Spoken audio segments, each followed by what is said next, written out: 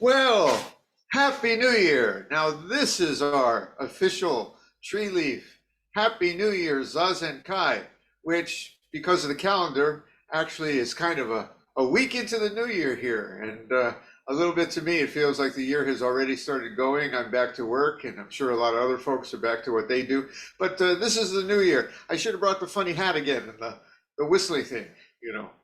But good to have all of you here. It's a lovely way to begin the year, always with Zazen, when we remember there's something timeless about all this. Even as the world keeps turning and we keep going around the sun one more time, we're always right here and here and here, aren't we? And it's now. So I'm so glad to celebrate this with all of you, my friends. And our subject today will be the Shinjinmei, which the verse of trust in mind. It has many ways to translate it. And it's, I think, one of the most brilliant pieces we have. The key to Zazen, I'm telling you, it's the key to Zazen. This one piece. If there is no other piece, even the Heart Sutra, I'm going to say it, even the Heart Sutra, as much as we love the Heart Sutra, if you're going to study one piece, it's this one, the Shinjinmei. Am I building it up a little bit? Okay. Well, Washin was to be our Ino today, and he's, you know, the power situation in Odessa is still very unclear, so I'm gathering that he could not make it. In which case, I have to fall back on my emergency backup Ino. We have an emergency backup, like we're like an airplane. We have backup systems for everything. Bjorn is our backup Ino. Bjorn, may I? You see, he's got to grab the bell. I gotta get the toys. Completely unprepared. Okay, let's give him a second. But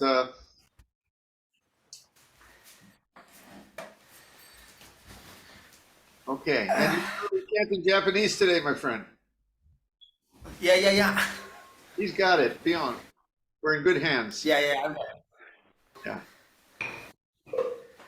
Just give me 1 second. Take your time. I'll do a little dance. Oh, today's dance. You know, we do a little dance to stretch the legs a little bit, and it's the year of the rabbit. You know, according to the Chinese calendar. So of course we are doing the bunny hop. The bunny hop. If any of you have been to weddings in America, you may have some familiarity. You have to be of a certain age, perhaps. The younger people may not understand this. The older people, my concern is when you're bunny hopping, don't hop too hard. Okay, too dangerous that bunny hop. All right, Bjorn. Yeah, good to go. If you've been here before, you Can you know hear what to do, and if it's the first time, just follow along.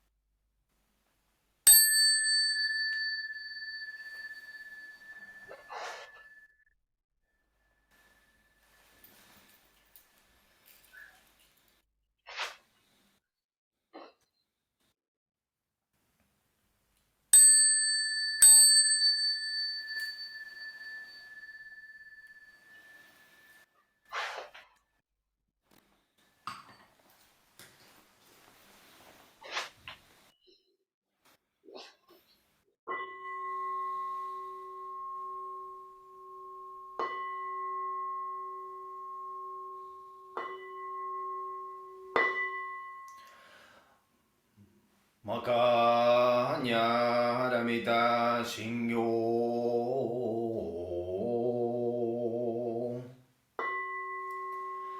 Kanji Zaibo Satsugyo Hanya Haramita Jisho Gengo Onjaigu Doi Saigu Yakushari Shishigi Fuigu Fui Shigi Shigi Sokuze Gugu Sokuze Shigi Jusogyo Shigi Yagu Bunyo De Shari Shize Shogu Sofu Shofu Mizu Fugu Fujo Fuzen Fuze Kogu Mu Shigi Mu Jusogyo Shigi Mu Genni Bize Shinni Mu Shigi Shogo Mi Sogu Home Genkai Daishi Mei Shigi Gai Mu Mu Myo Yagu Mu Mu Myo Jin Aishi Mu Ro Shi Yagu Mu Ro Shi Jin Mu Gu Shu Metsu Do Mu Chi Yagu Mu Toku I Mu Sho Toko Bodai Satta E Hanya Haramita Hoshin Mu Gei Ge Mu Gei Ge Go Mu Gu Fu On Ni Sai Tendo Mu So Ku Gyo Ne An San De Sho Butsu E Hanya Haramita Go Toku Wa Nogu Tada San Nyagu San Bodai Go Chi Hanya Haramita Dedai Jishu Dedai Myoshu Zemu Joshu Zemu Dodo Shu No Jo Isai Gu Shinjitsu Fugo Go Setsu Hanya Haramita Shu Zogu Setsu Shu Atsu Gyate Gyate Hara Gyate Hara So Gyate Boji Shoaka Hanya Shingyo.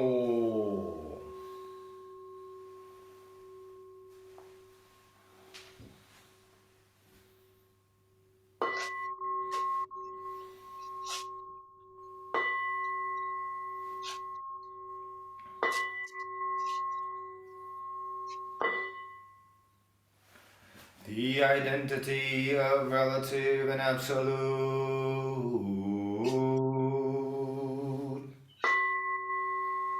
The mind of the great sage of India is intimately conveyed west and east, while human faculties are both wise or dull, in the way there are no northern nor southern ancestors. The subtle source shines clear in the light, the branching streams flow in the dark. To be attached to things is primordial illusion. To encounter the absolute is not yet enlightenment. All spheres, every sense and field, intermingle even as they shine alone, interacting even as they merge, yet keeping their places in expressions of their own. Sights differ primarily in shape and character, and sounds in harsh or soothing tones. The dark makes all words one, the brightness distinguishes good and bad phrases. The four elements return to their true nature as a child turns to its mother. Fire is hot, water is wet, wind moves and the earth is dense. Eye and form, ear and sound, nose and smell, tongue and taste, the sweet and sour, each independent of the other, like leaves that come from the same root. And though leaves and root must go back to the source, both root and leaves have their own uses. Light is also darkness, but do not think of it as darkness. Darkness is light, do not see it as light. Light and darkness are not one, not two, like the foot before and the foot behind in walking. Each thing has its own being, which is not different from its place and function. The relative fits the absolute as a box and its lid. The absolute meets the relative, like two arrow points that touch in me there. Hearing this, simply perceive what is, make no criterion. If you do not see the way, you do not see it even as you walk upon it. Walking forward in the way, you draw no nearer, progress no farther. One who fails to see this truth is mountains and rivers away. Listen, those who would perceive the subtle matter, live well your time by night and day.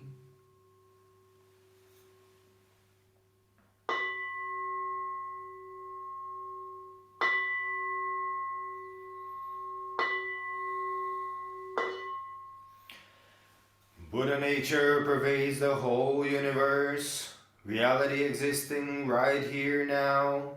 In reciting the heart of the perfection of great wisdom sutra and the identity of relative and absolute, we dedicate our sincere efforts to Shakyamuni Buddha, honored one, the historical Buddha and teacher, and to those ancestral teachers, Eihei Dogen, honored one, Soji Keizan, honored one, all successive honored ones up until Zuigaku Rempo, honored one, and Gudo Wafu, honored one, and to all other honored ones throughout history, same yet diverse honored ones whose names have been forgotten or left unsaid.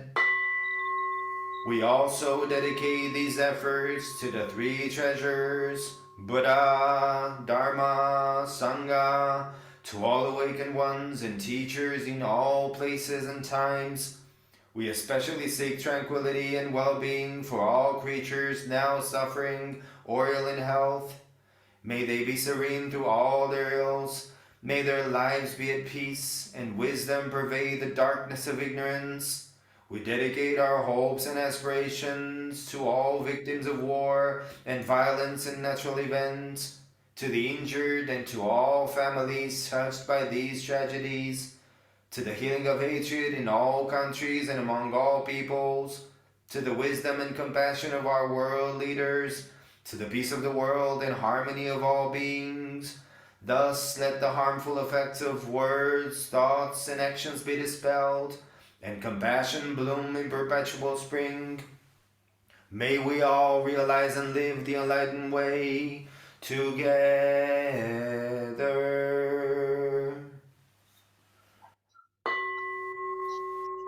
All Buddhas throughout space and time. All Bodhisattvas, Mahasattvas, Maha, Prajna, Paramita.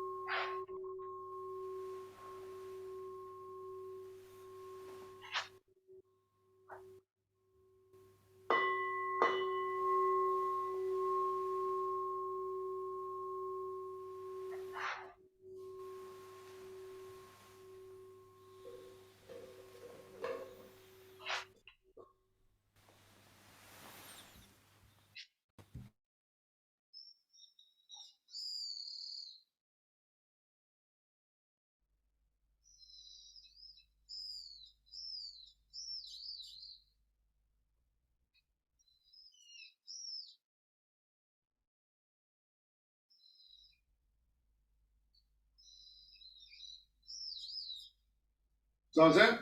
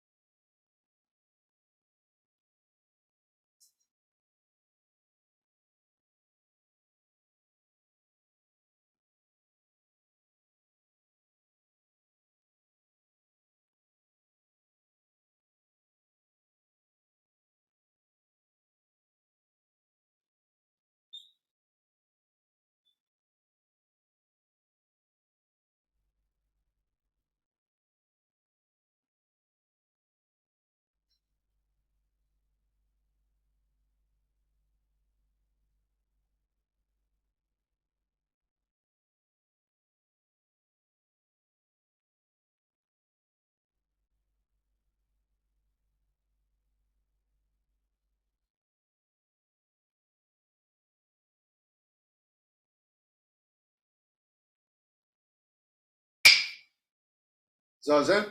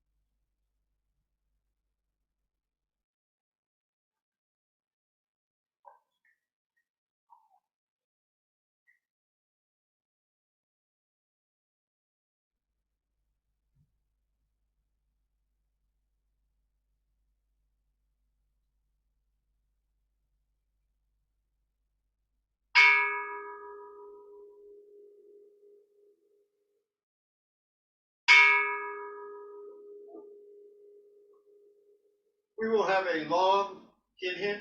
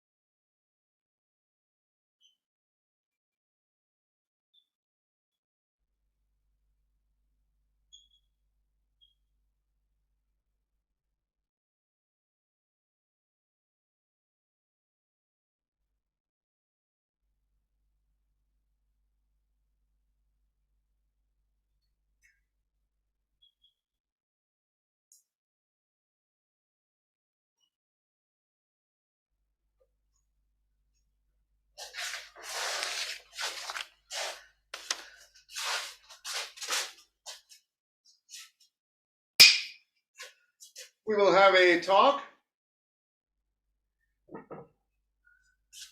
Sorry to keep you waiting. For the talk, you can sit in Zazen. You can relax and have some tea. You can do anything except check your smartphone and things like that.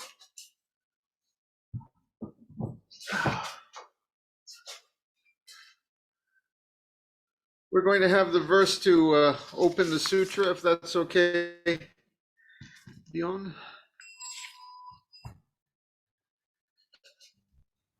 Yep, no problem.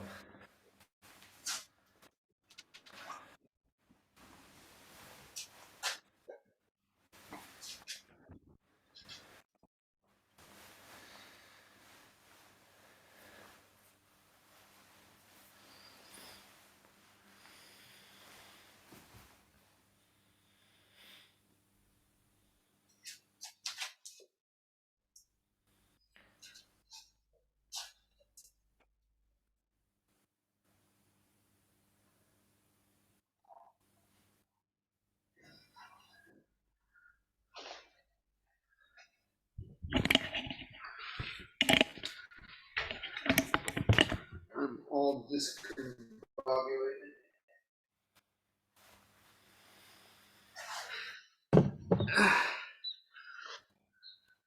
What happened was I had to take my robes off real quick, drive my wife to the train station, drive back and get to see you guys. And I just made it. So I'm a little thrown together here. I wish I was like Batman. I could just slide through down the pole, you know, and the Kess and everything would come on. All right, let's go. You ready? Your connection is a little bad, so I don't know what's happening really. Like, okay. You ready? Yes. Okay.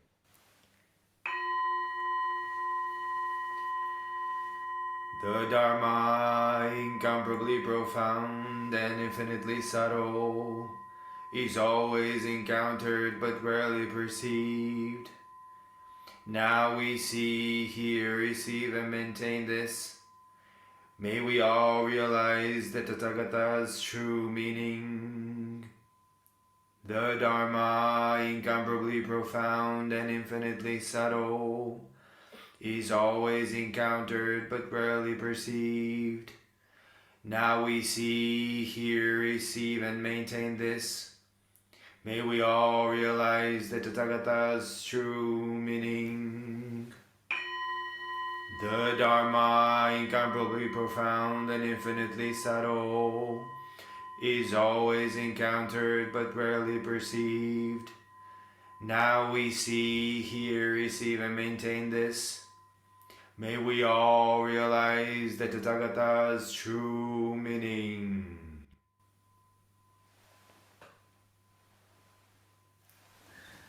Hello, everyone, and Happy New Year again.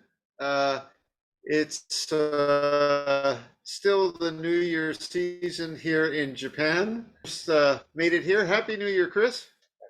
Good to see you. We're going to have a little talk so you can sit Zazen or listen, but here you go. Take that.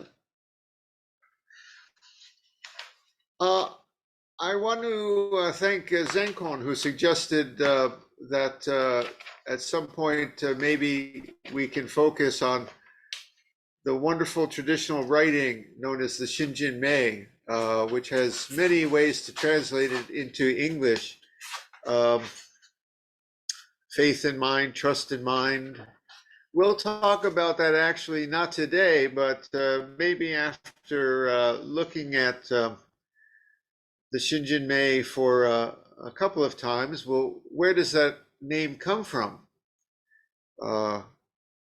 But I'm going to tell you, I think it's a key. I don't want to say the key, but a key to the mind of Zazen. It's over 1,000 years old, and when you read it, you'll say, this is Shikantaza. Shikantaza reaches back to the earliest times of Zen practice in China.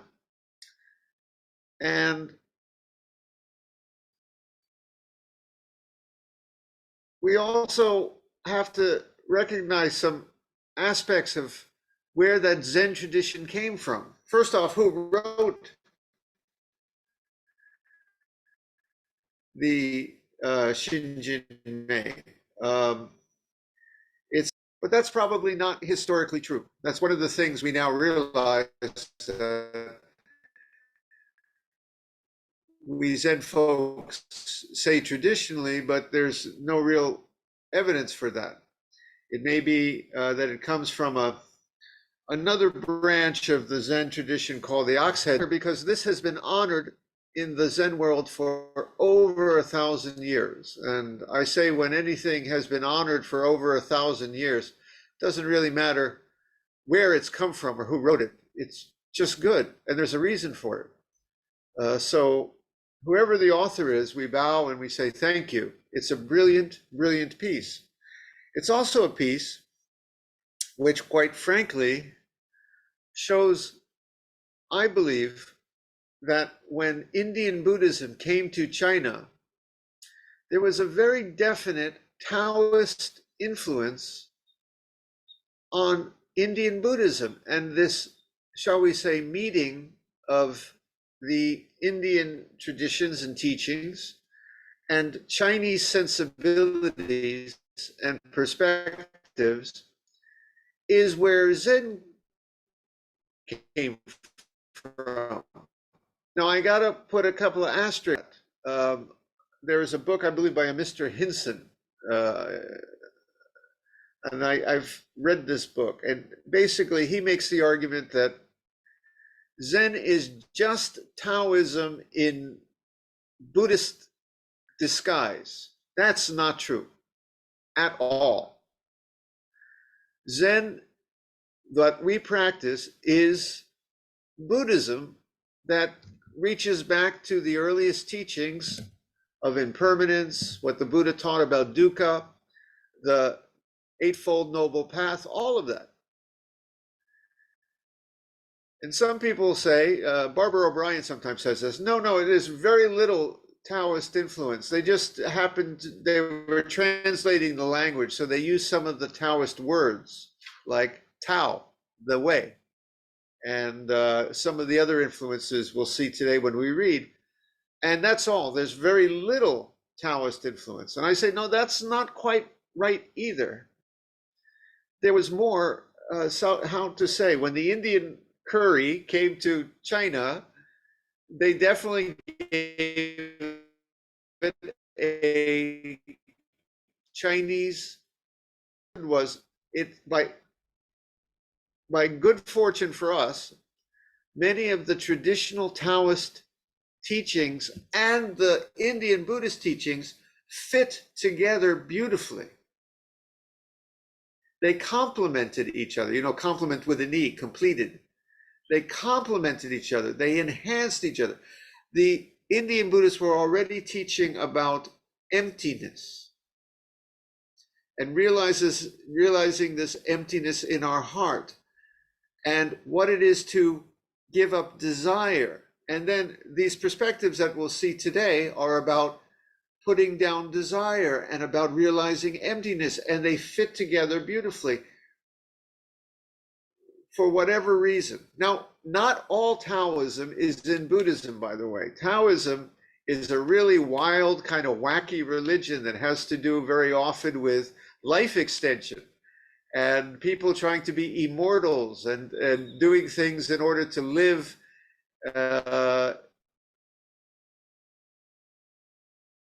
exceptionally long, and it's got a lot of magic to it. That Taoism is not what I'm talking about. There's a flavor of Taoism, the subtle teachings, they're known as, that have to do with things like radical equanimity and going with the flowness, the great cosmic flow, the Tao, and the force, whatever you want to call it, and are harmonizing or throwing ourselves into it. That corner of Taoism is what we're going to see very clearly here, merging very nicely with the traditional Buddhist teachings about how to put down desire and how to be free of clinging and this type of thing. Okay? I think that that is what we're reading. And there's historical evidence. There are some Taoist writings like the Zhuangzi that almost some of what we're reading today, the same lines are almost borrowed from them. And Master Dogen, too, was very influenced by what we're going to read today. Several of the lines you will find are quoted almost verbatim in the opening to his famous Fukan Zazengi. I'll post a little of that later. But he was very familiar with this, and he was, when he wrote the Fukan Zazengi, also reflecting and working from, I believe, the Shinjinmei, which is a very, very honored piece in our Zen traditions, especially Soto, and with good reason. Now, another thing about this is people say, is Zen a body practice? Something we just do physically. We sit, we breathe, we take a certain stance, we do our work, sometimes in the garden, and it's a physical practice. It's not a mental practice. I hear this. It's a practice of the body. And there are some people, I believe, in the Zen world who are more into the physical aspects of it, not the thinking. They're into the physical posture. They're what I call sometimes lotus posture fascists. We actually say, just throw yourself into the posture. That's all it is. Just do this breathing technique, do this breathing.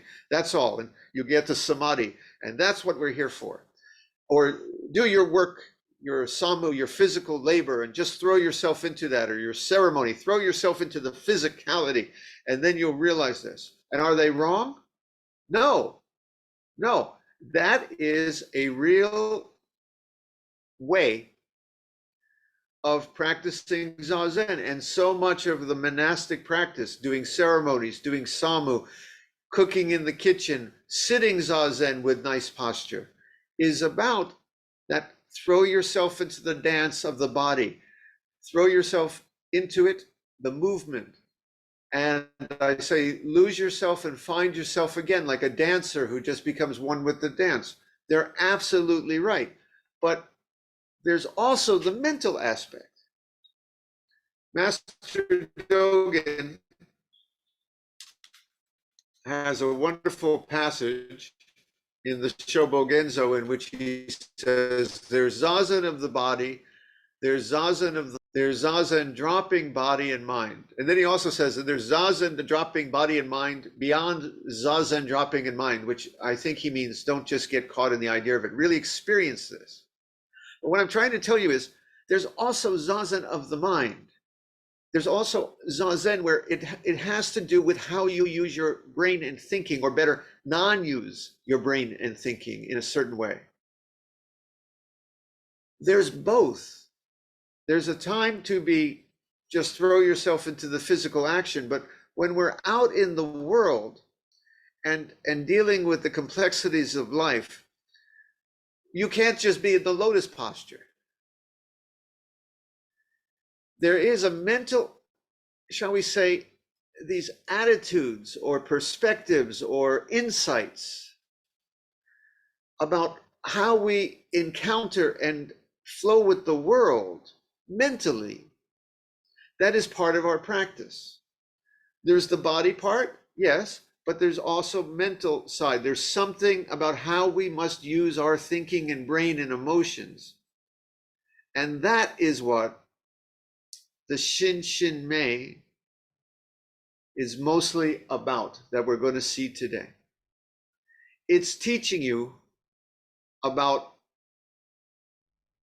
how to think, or shall we say non-think, how to have a certain radical equanimity when you encounter a life filled with things that, well, are quite pleasing sometimes and sometimes very much not.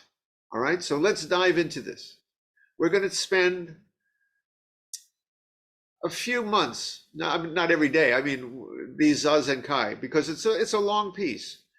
We may not get to the end because frankly the Shinjinmei makes the same point like I do Jundo. You heard, old Jundo, right, Chris? Same thing every month. Why do I come here? Same thing. Just phrases it a different way, same lessons. It is going to see the same thing again and again. I don't know, after a while we might say, yeah, and it just goes on like that, or we might go to right to the end. We'll see where it goes. But the beginning is famous, brilliant, very Taoist in its wording. Let's dig into it. The great way, it says right here, the Tao, the Tao. First line. Huh? I think it's Ji Dao Muna.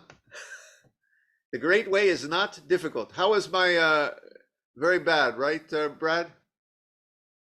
Ji Dao Buna. The great way is not difficult for those who hold no preferences. When longing, that means desire, what you want, right? When longing and aversion, the things you don't want, the things you run away from, the things you dislike, right? When longing and aversion are both absent, everything becomes clear and undisguised. There it is, the secret to Zen. But wait a second, and this is basically what's going to continue in the rest of the Shinjinmei, this teaching. But wait a sec. Huh? First off, how can a human being who's not a rock, who's not a piece of wood, be without longings and aversions? And how can we have no preferences? When you figure out this, it's like one of those Chinese puzzle boxes that open. You know those boxes where you don't know how to open, and then you realize there's one thing to slide here, and you slide over there, and it just pops open, and you go, oh, it was kind of obvious. This is kind of mysterious. How can we human beings who must get up in the morning and decide, I want to get out of bed, I want to have breakfast, and I'd like to eat cereal, I would not like to eat dirt for breakfast, I would prefer not to be bitten by a poison snake today. We have preferences and aversions. We're human beings in order to live. I want to get to work. I need to cook for the kids. We cannot, Chris, can we be without likes and dislikes and preferences in this life? Not so far. Not so far. Anybody here manage to live without any preferences at all? I think it would be a kind of psychopathy. They would lock you in the funny house because you would be, it's called being, I think, what are those people, catatonic state? They have a trauma and they cannot function so much, they just shut off. It would be something like that. You could not function without preferences. So what could he mean here? Notice this. He says, when longing and aversion are both absent, right? When you hold no preferences, everything becomes clear and undisguised. Took me a long time to get what this is about.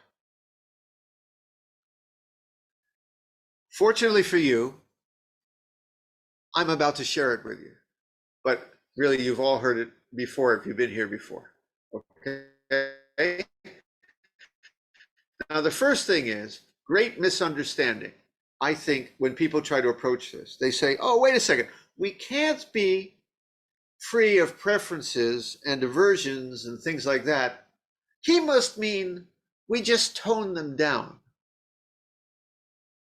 Have light preferences and mild aversions And we have preferences, but we don't cling to them. That's what he means. And I'm going to say that's a little what he means, but that is not ultimately what he means. First off, to do what I just said, yes, it's a definite part of our Zen way. Have preferences, hold them lightly. If they don't turn out, let them be, let them go. If you lose someone, shed a tear, but don't fall into despair.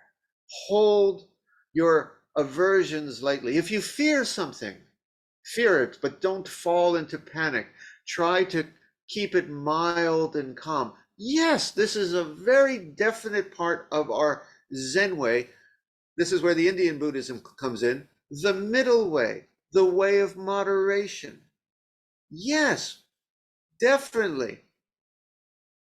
Have preferences, likes and dislikes, hold them lightly. Have choices that you must make, but don't cling to them so hard they strangle you and it becomes a life and death matter. I must get this, whatever it is I want in life, I must get it or I'm going to this just collapse. No, we don't do that. We're Zen people. We say, I'd like this to be, and if it doesn't be, as the wonderful Bodhisattva Doris Day sang, Que sera, sera, right? Or let it be, let it be. I promised Chris that I wouldn't sing. You know, Kirk on the podcast, he won't let me sing, and you can tell why. But, you know, let it be. Yes, this is a definite. Kinhin is with us today. He's very sick. I'm sure he would prefer not to be. And he practices very hard, I'm sure, to hold all he's dealing with lightly too. Okay? And I bet you his great teaching he gives us all the time is his wrestling with his aversion to his illness, his trying to flow with conditions, and it's hard, right? All of us dealing with things, and it's hard. So this lesson of holding mildly to preferences, having dreams, but not clinging and strangling ourselves with our plans and our dreams for the future, planning for the future, but not living just for the future or fearing excessively the future. Learning from the past, but not clinging to the past, digging up and wallowing in the past. Yeah, we don't do that. We're people of moderation. That perspective on the Shinjinmei is exactly right. But that's not the ultimate meaning here. His ultimate meaning is longings and aversions must be both absent in radical equanimity. We must have no preferences and accept all conditions precisely as they are. So how do we do that and function in the world? And here, though if you've been a regular viewer, you already know the answer, but here is where the Chinese puzzle box opens. The brain can do two things at once as one. And I will now demonstrate for you. Okay? Watch this. I can tap my head, rub my tummy at the same time. I can even stick my tongue out. And if I wanted to, I could get up and I could hop up and down. You may see this when we do the bunny hop later. I'll do all this. We can do two seemingly, is the word incongruous, seemingly opposite, conflicting things at the same time. And it's true here for how we approach or experience life. I sometimes describe it, I wear glasses. if you can see. Vision, 3D vision, comes because we have the left eye seeing from one angle, the right eye seeing from the other angle. When both eyes are open together, seeing the world from two different angles, we have clarity and our experience of depth in vision, right?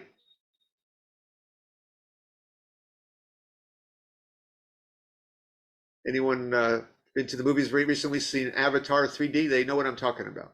You see it from the red side, the blue lens. You put the red side on the right, the blue lens on the left, I think, and you look at the glasses and voila, 3D. Okay?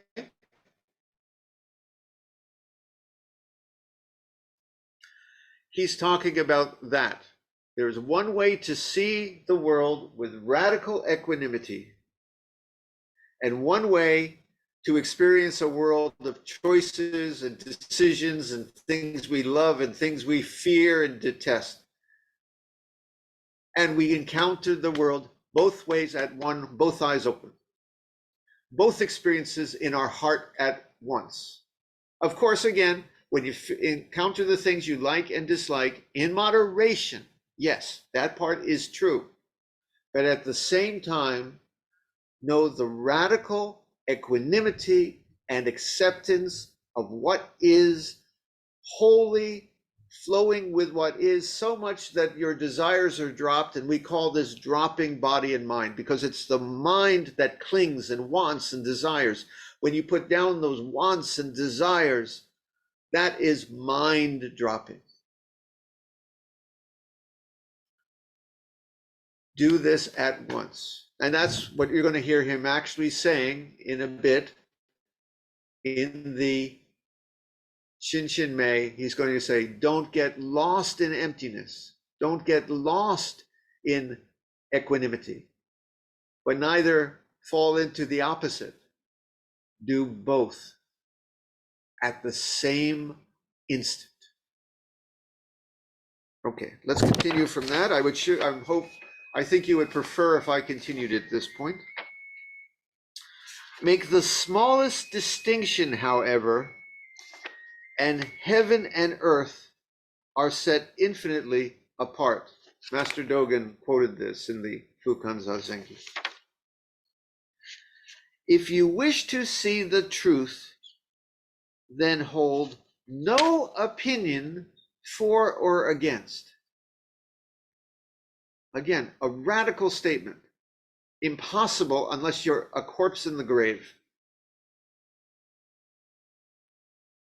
We all have preferences. That's what makes us not the stone in the garden. We're human beings. We're sentient beings. We're choosing beings. How can we have no opinions? But he's saying, hold no opinion. The struggle of likes and dislikes is a disease of the mind.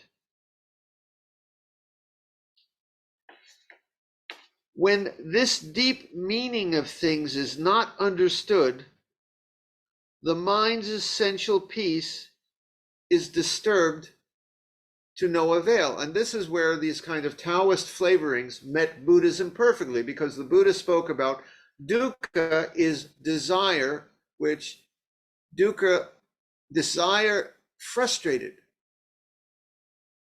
Dukkha is a word from the earliest Buddhist teachings that means something like dissatisfaction or disappointment, or even that feeling that you get when you want X and life gives you Y. You want to go left and life pushes you right.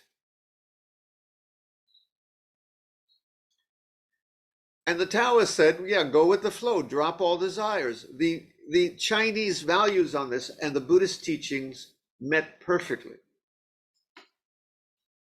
And when you do drop desire, and that means you're accepting all things radically as they are, then you're free of dukkha. And this is what we practice in Zazen, because we sit Zazen, Shikantaza, with the attitude that when we're sitting Zazen, Zazen is complete. It is the completion of all we desire, because we desire to sit is the only place to be in the universe, the only thing to do. By sitting with such attitude that the only thing we desire is to do what we're doing, we can taste this radical equanimity. And suddenly all the things going on in life, and I got a couple of things going on in my life too, I'll tell you in a little bit, are okay. Somehow. They're not okay, don't get me wrong, they're problems. Out of the blue side lens. But on the red side lens, there's a big okay. They are what they are.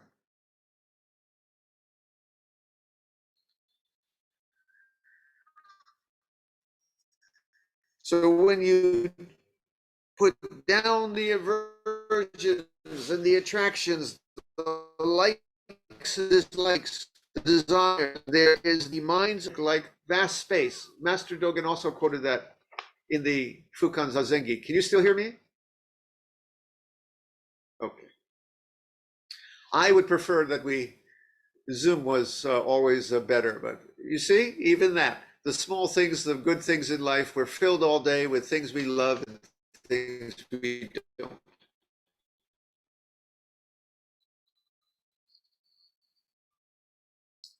Extra.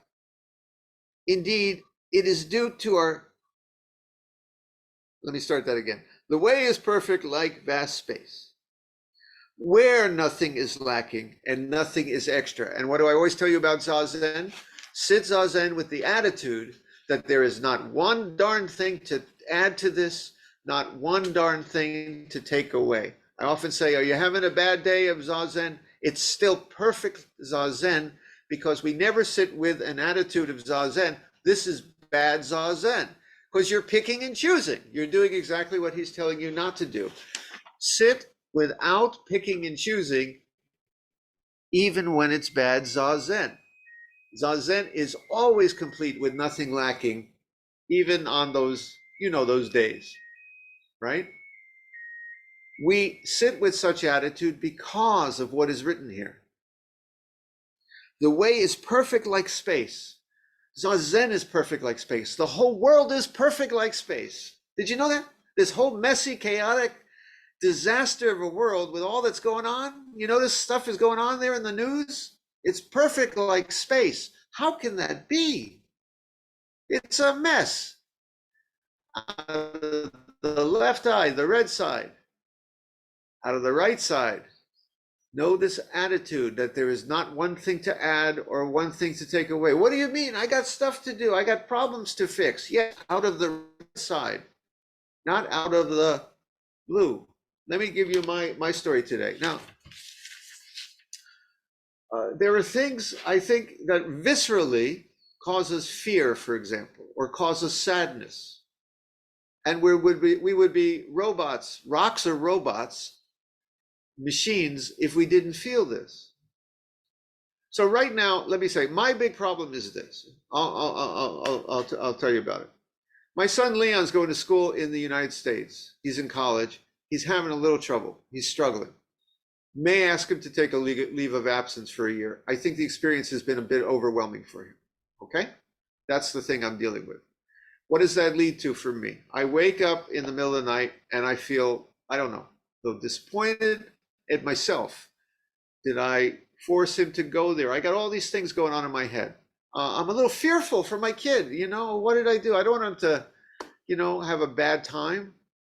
You feel when you're a parent and your kid is not happy about something, you feel it, right? When we feel loss, you feel it in your heart too. A friend of mine passed away. Sadness, right? When I was sick, you feel fear sometimes. It's wired into the brain, okay?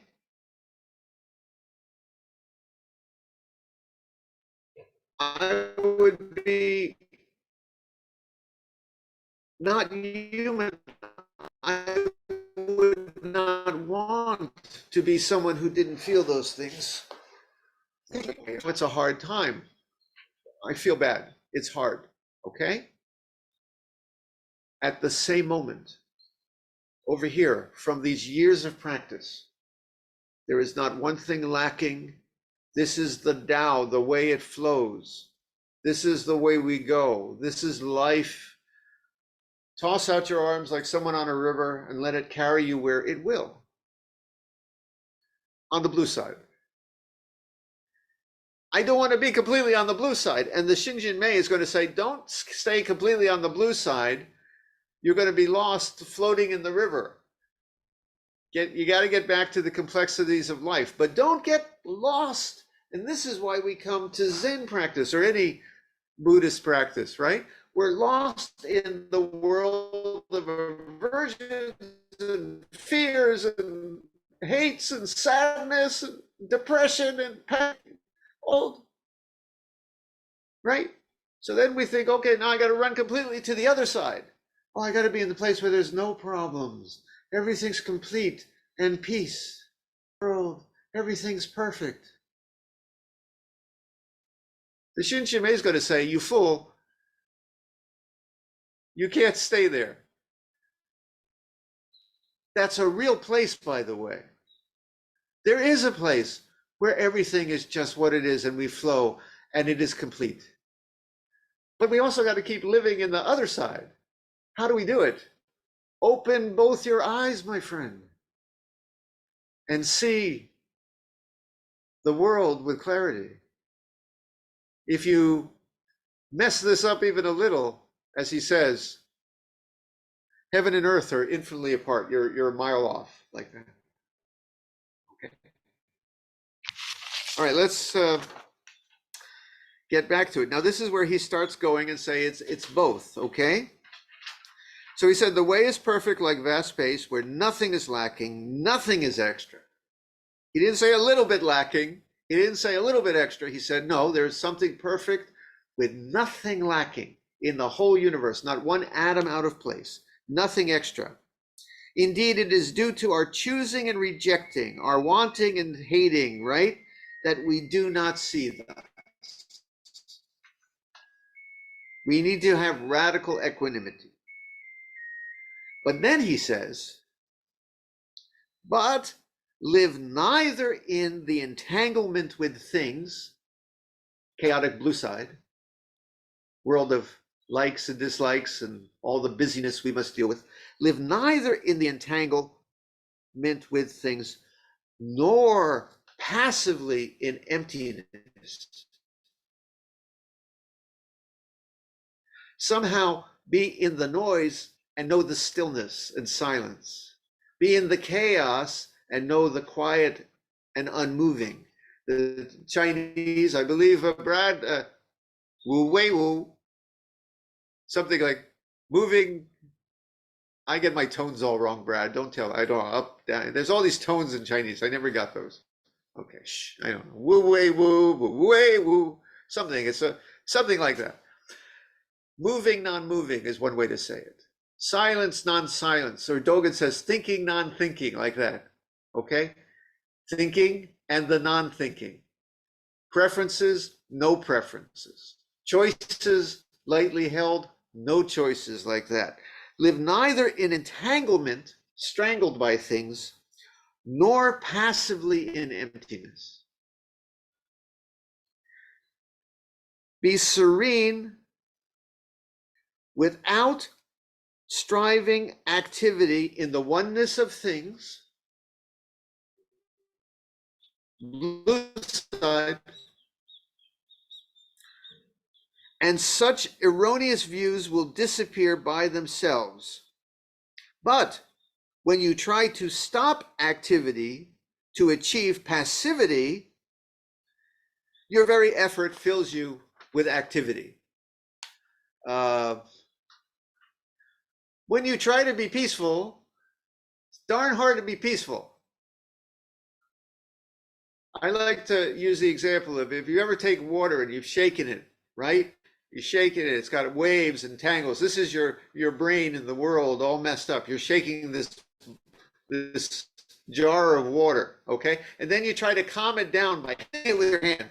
Get waves down. Could you imagine going to the ocean down there, right? You're just going to make more. Right? What do? How do you calm the water? You put it down, do nothing.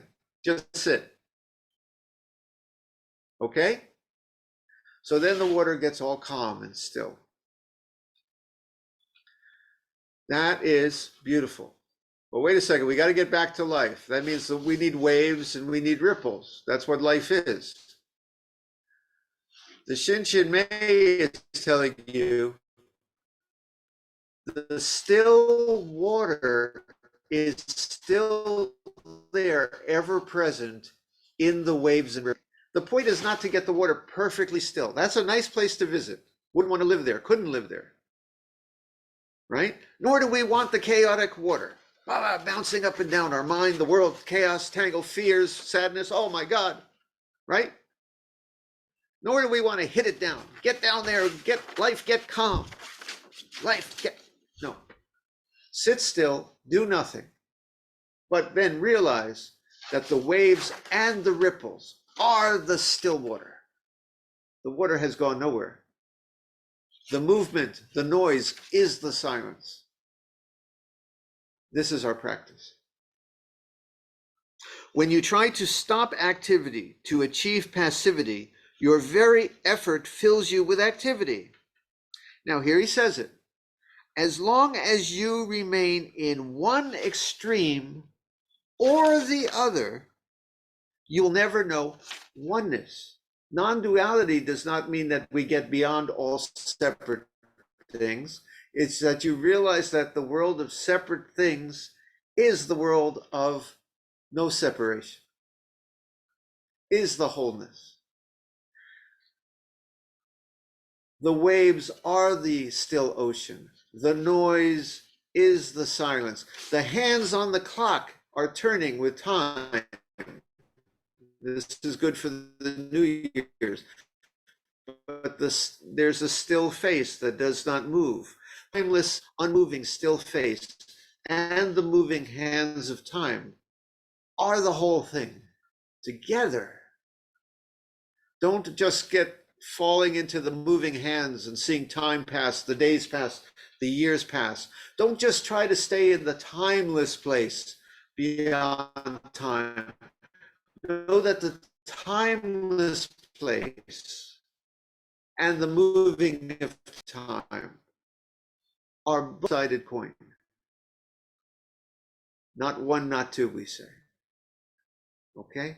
Don't fall into one extreme or the other. As long as you remain in one extreme or the other, you will never know oneness.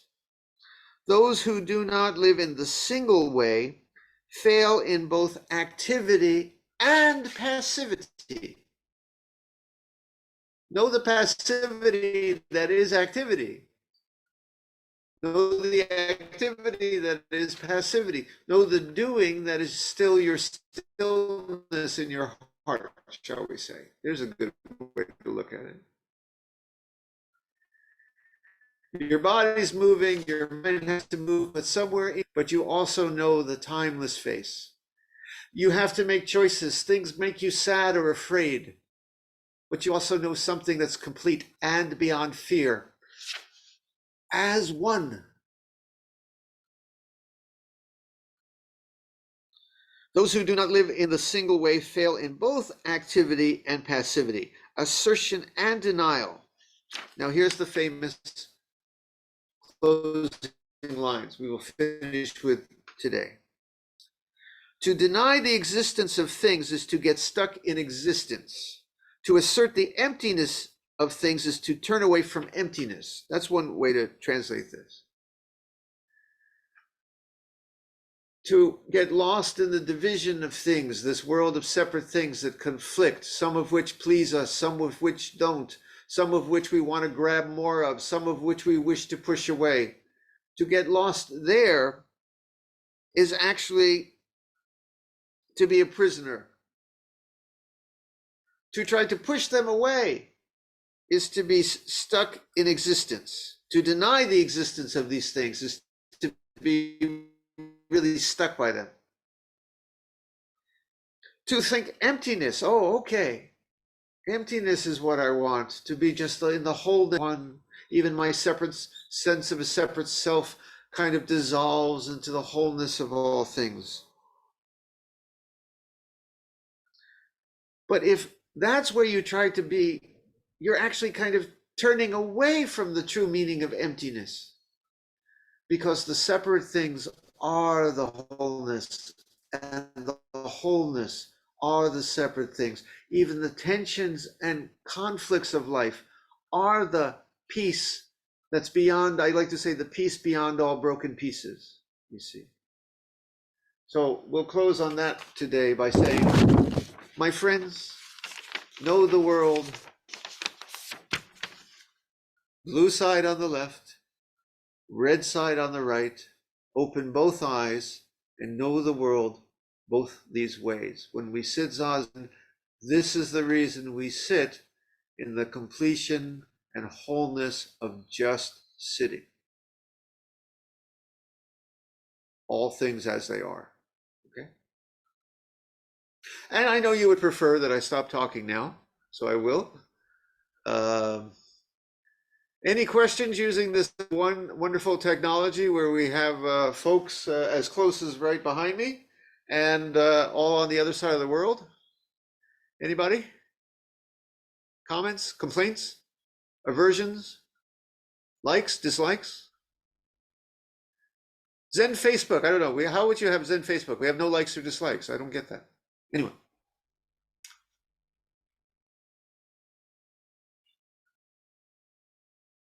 Volunteer, volunteer?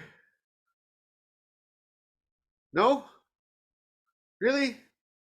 This is the point where I never know if my talk has just left you stunned and speechless, or I've just answered all your questions. Yes, Paul. I've read a couple book commentaries on this wonderful, wonderful passage. And each time after finishing the book, I would flip the title to No Faith in Mind and No Trust in Mind. How far off base am I?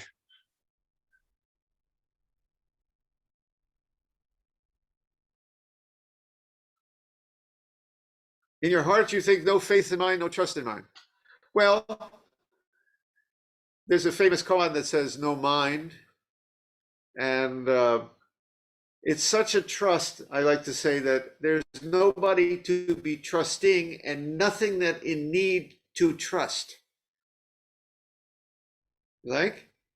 I don't know. Let's leave that for another time. We talk about the title, which can be read many, many different ways. But this trust in mind, anyway,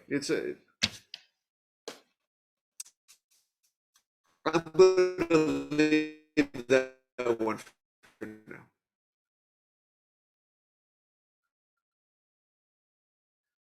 Bring that up again next month.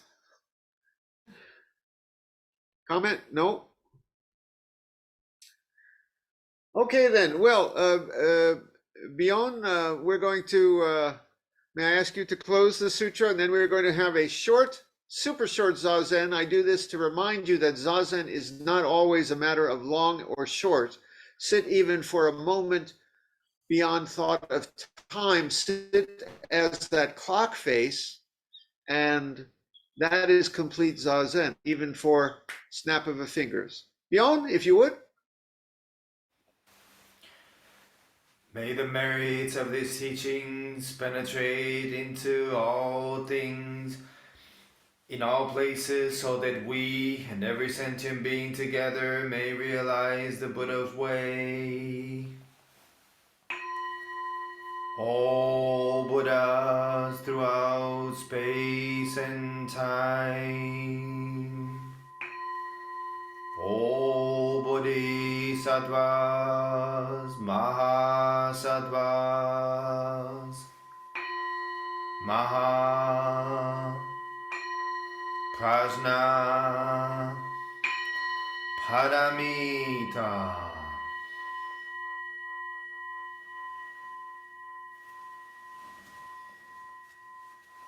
a moment of Zazen.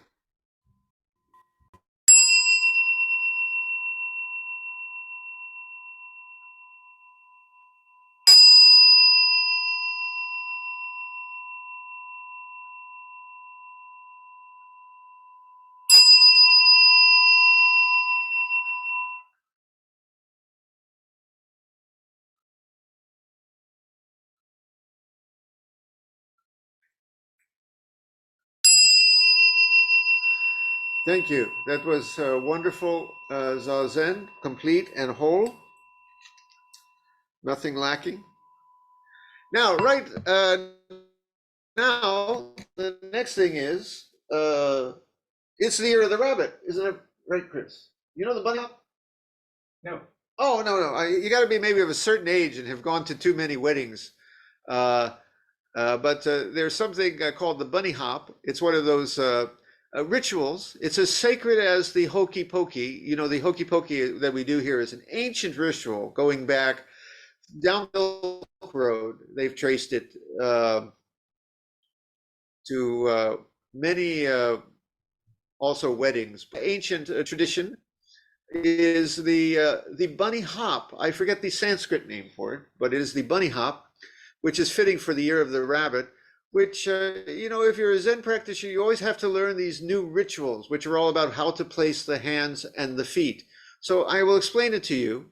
In the ancient writings of the bunny hop, it's right leg, left leg, back, front. I will repeat. Got it? Listen closely. Right leg, left leg, back, front. There you go. Okay, this is the ancient ritual of the bunny hop, which we will now do. I got to set it up though. Give me a moment.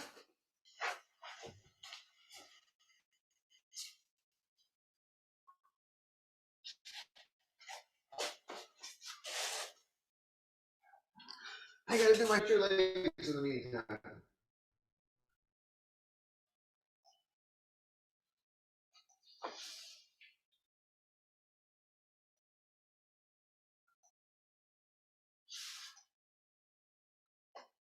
By the way, you have to be of a certain age too, I think, to know who Lawrence Welk is. You know, you're from the Midwest. You must know Lawrence Welk. Of course. He's a god. He's a god there. Okay. So we got a little Lawrence today.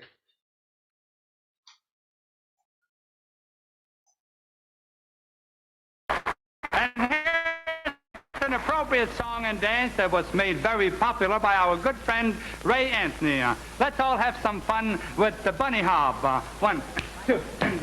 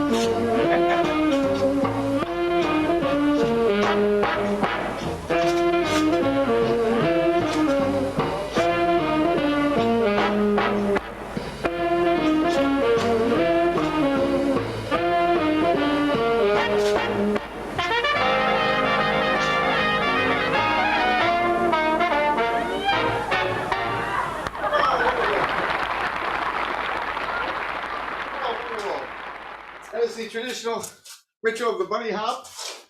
I should have warned you, I hope there are no bunny hop related injuries in our Sangha. But thank you. Okay. Well, anyway, Happy New Year, everyone. Zazen.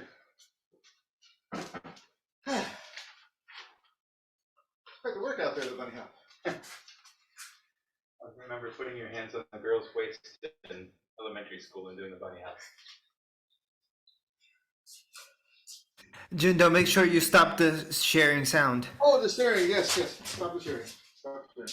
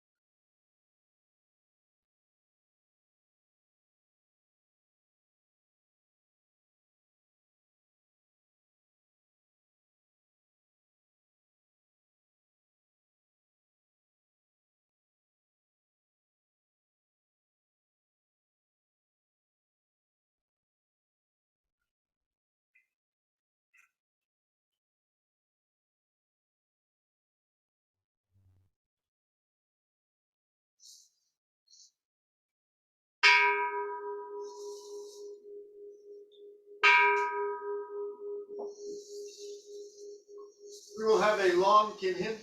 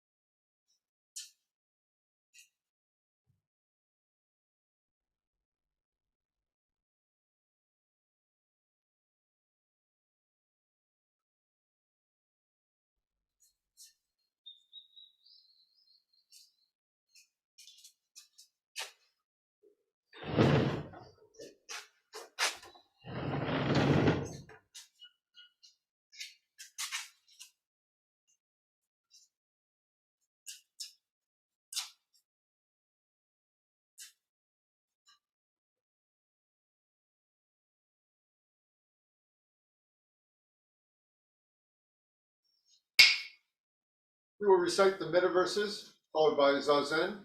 For the metaverses, you can sit, you can stand as you wish.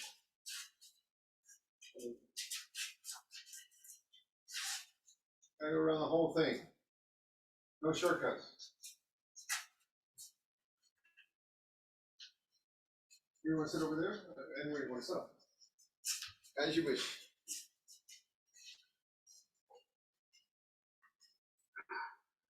Take a second to stretch.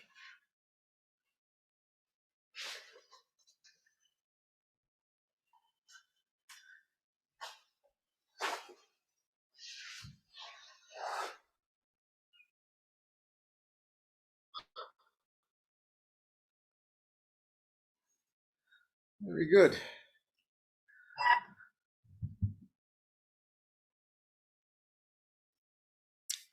Well, for these New Year's metaverses, I think we'll do them a little bit a special way. A couple of small little changes to how we usually do them. Usually I ask you to focus on maybe one or a couple of people at a time, someone in your family, maybe one or two friends. But this time we're going to focus on everyone we love in our family, the whole family, even maybe the folks, ancestors, include them all, and all friends, anyone who was ever our friend. I was thinking of my first friend, Alan, when I was 6. That's all I remember. His name was Alan. That's all I remember. And I'm going to include him, everybody. And we're going to include ourselves. So when we chant for the loved ones, include yourself where you're part of the family. Include yourself amongst the friends. Now, there's a couple of reasons for doing this. Number one is I often say in Buddhist economics here, there's endless supply of metta, you see. It's not like if we divide this too thinly, there's less for everybody. No. There's infinite metta to go around for everyone. Don't worry. The more, the merrier. And the other reason for including yourself is, well, you often hear me say that you're them youing and they are you theming, right? We're all part of the same thing. You're part of the family, right? There is no family without all of you. You are Paul's an Ashby. There are no Ashbys without Paul, like that, right? So when he chants for the Ashbys, he's one of the Ashbys, right? Or the Reeds, right, Brad? There are many Reeds. You chant for all the Reeds and all your in-laws too. Okay, so that's what we're going to do. And it's also a visualization practice. If you don't know the words, kind of just follow along in your heart and don't just hear them. Really try to remember when I say to feel it safe, what does it mean? I feel safe, to feel safe. May they feel safe. Like there was a tiger who was chasing you and suddenly headed the other direction into the jungle, left you alone. Oh, that's good. Like that. Okay. So let's start. First, for all in our family, a little hard to love. Okay. May we be free of suffering, knowing that deep equanimity and acceptance and flowing. May we be free of suffering. May we feel safe.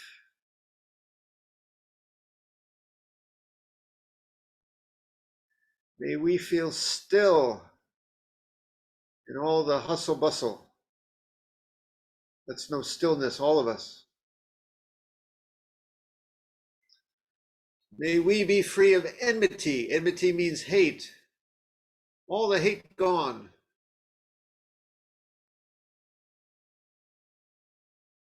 May we all feel loving.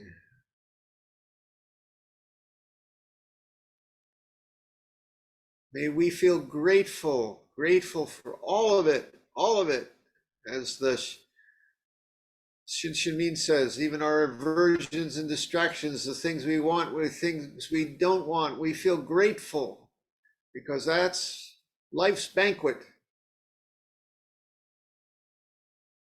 And we feel kind, even when we want to be or they want to be a little rude. We know kindness, simple kindness.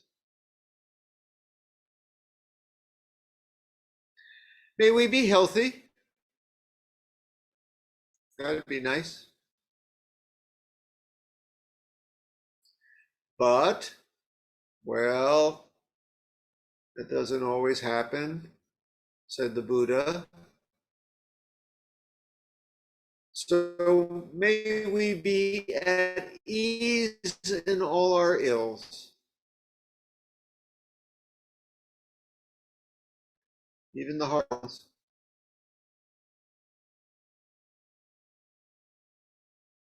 May we, all of us, be in the metaverse, which came from South. May we be at peace, embracing all conditions, embracing, flowing, being one with, allowing, embracing all conditions of life, all of them, all of the conditions, not just the conditions we want, embracing all conditions of life. Okay. Next is for, what is it, friends, and include yourself. You can't have a friend with you without your being their friend, right? And this is for all your friends. Because we get by with a little help from our friends. You can quote me on that.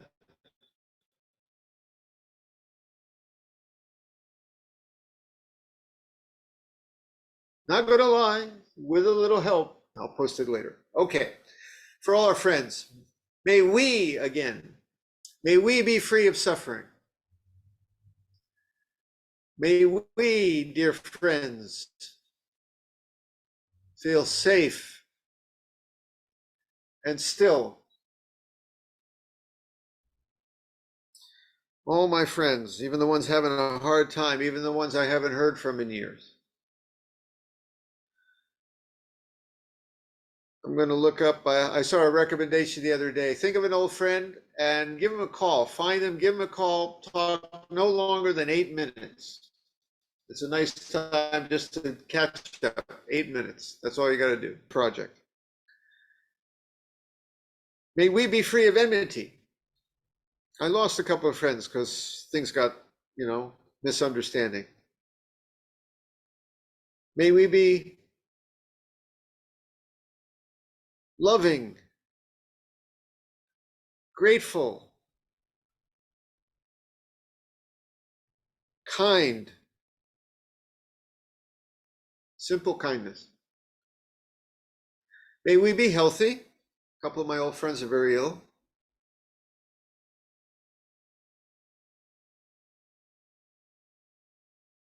And may we be at ease in all our ills. May we be at peace, all of us together in friendship, embracing all conditions of life. Okay? Now strangers, because you're a stranger to somebody, but we're all strangers together. This world's got to, what, we just hit 8 billion people. India is going to be #1, surpassing China this week, they think. Some baby born in India is going to make that the largest country in the world. We don't know all those people. I don't even know all the people in my neighborhood here, but we're all strangers to each other, and they're our neighborhood, they're our world together. So let's chant for all of us. May we be free of suffering. May we, all of us strangers together, feel safe and still. May we be free of enmity. Strangers easily can hate each other somehow in this world, people you don't know. May we be loving, grateful, and kind to strangers. My grandmother said that, be kind to strangers. May we be healthy and at ease in all our ills, because none of us escapes it. May we be at peace, embracing all. Now the next one is the one where it's good especially to include ourselves. Remember, if you think someone else is a pain in the butt, you're a pain in the butt to somebody. Guaranteed. Guarantee it. You don't mean to be maybe, but you are. There you go. Okay? For all the difficult people, may we be free of suffering. May we feel safe and still. May we be free of enmity.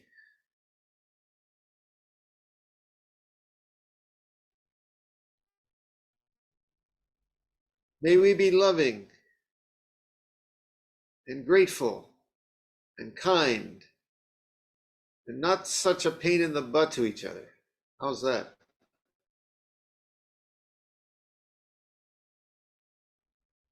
And at ease in all our ills.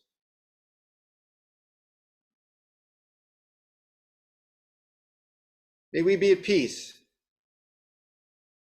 embracing all conditions of life. And now we'll chant for, oh, I forgot to chant for ourselves, but wait a second, let's chant for ourselves, but include everybody and the sentient beings together. So we'll combine the last one and the first one that I forgot, because I'm getting old.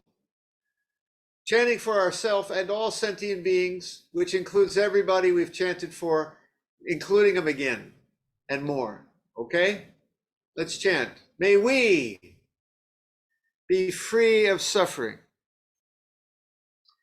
May we feel safe when the tiger's chasing us.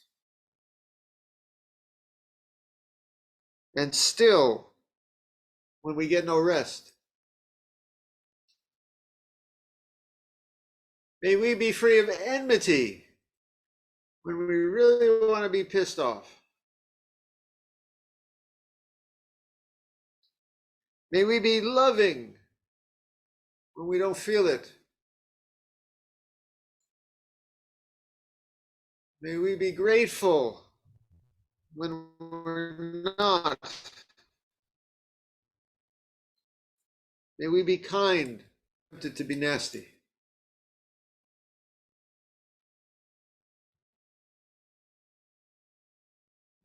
May we be healthy and at ease in all our ills. likes and dislikes, embracing, flowing, embodying all conditions, all of them, of this crazy life.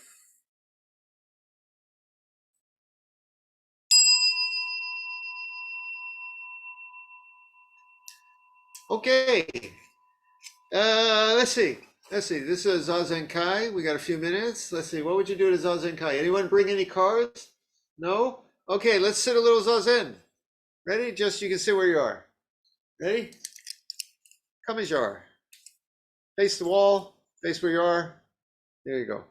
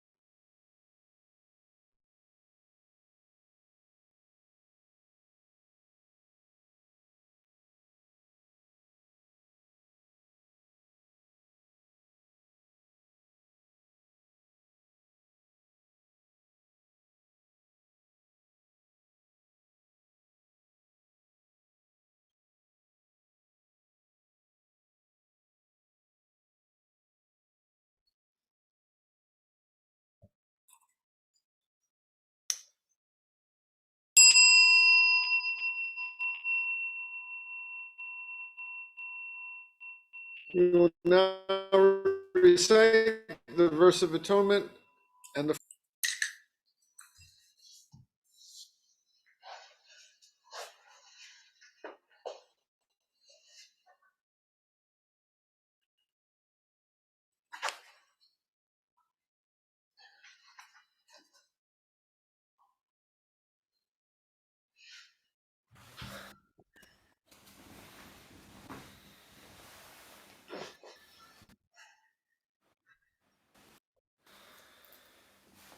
Give me a second here. Sometimes trying to get up in these robes is like trying to back up an 18-wheeler.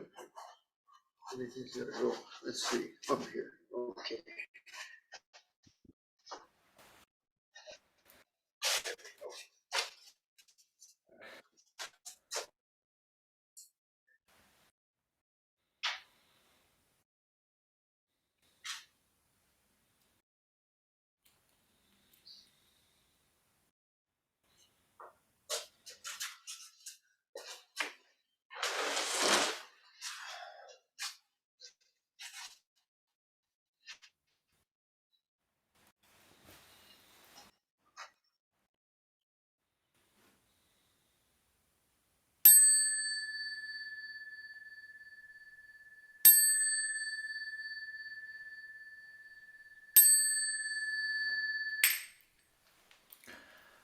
All harmful acts, words, and thoughts ever committed by me since of old, on account of beginningless greed, anger, and ignorance, born of my body, mouth, and mind, now I atone for them all.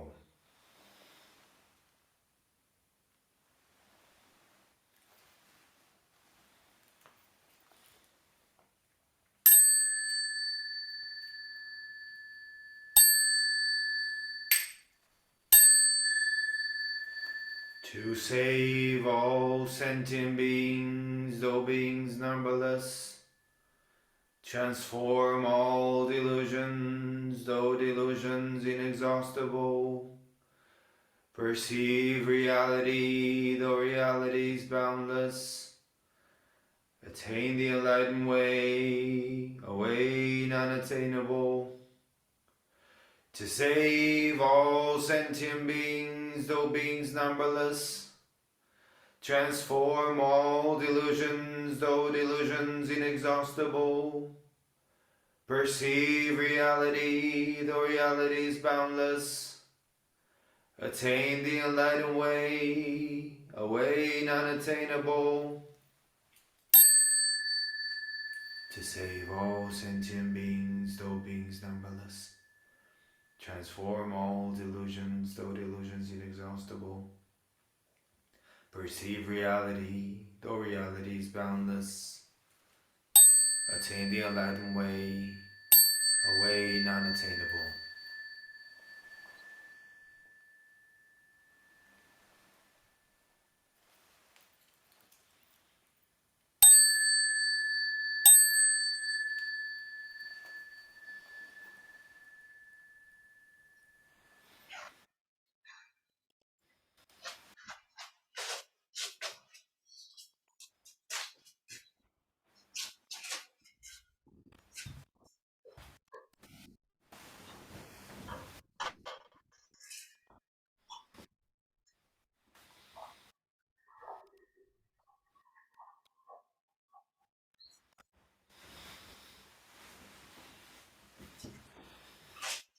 Chris, why don't you come over here? Say hi, everybody. Let's see. So I wish you all again a happy new year, and may you know the way of, shall we say, beyond likes and dislikes, and going with the way. May the way flow well for you. And peace to you all. Thank you, Chris, and thank you all, and peace to you. See you around the Sangha. Okay? Love you all. Junta, hang on for a second, okay? Yes, yes, yes. Can you hang on for a second? Okay. Yes. You gotta go? Next day? Either way. See you guys. You saw my note. Oh, I got to turn the thing off. Yes, again.